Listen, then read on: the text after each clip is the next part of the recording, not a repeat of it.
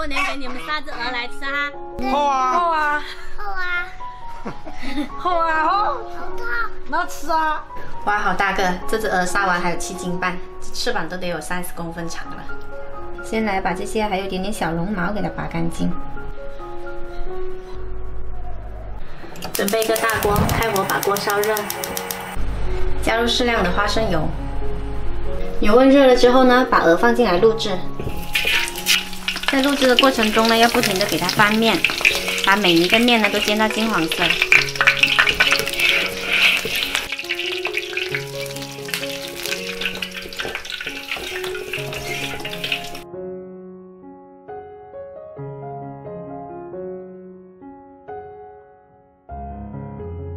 看，煎出来不少油，把鹅表皮的油脂呢全部都煎出来了。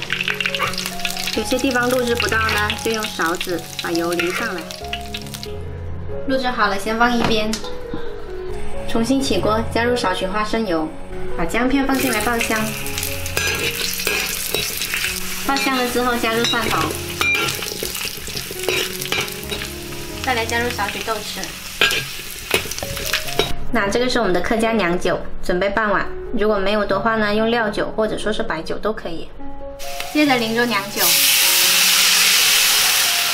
再来1碗生抽，备1块南乳，还有2勺的南乳汁，把它捣碎。还有刚调好的南乳汁也倒进来，还有1块黄片糖。如果说用白酒的话呢，黄片糖就稍微多一点。再来1块陈皮，再淋入1大碗清水。把大火煮开，煮到黄片糖融化。煮开了之后，就把鹅放进来，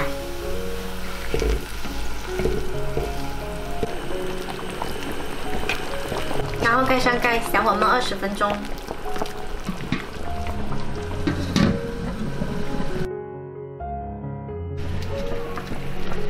焖的过程中呢，我们可以拿勺子舀这个酱汁，淋在鹅的身上。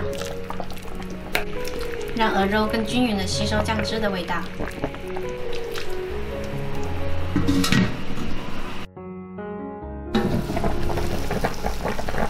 煮了20分钟，再给它翻个面，然后焖煮30分钟。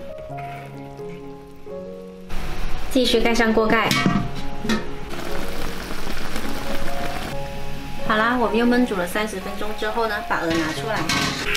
现在来把这里面的料头全部捞掉，然后调大火收汁。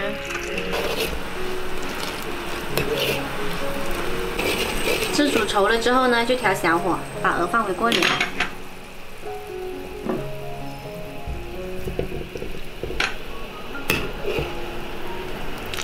然后往鹅身上淋酱汁，这样做出来呢，鹅的颜色就会特别红亮。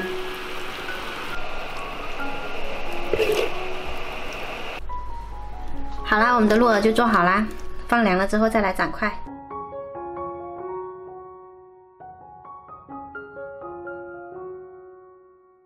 烤好之后再淋上少许汁，最后放几颗香菜点缀一下。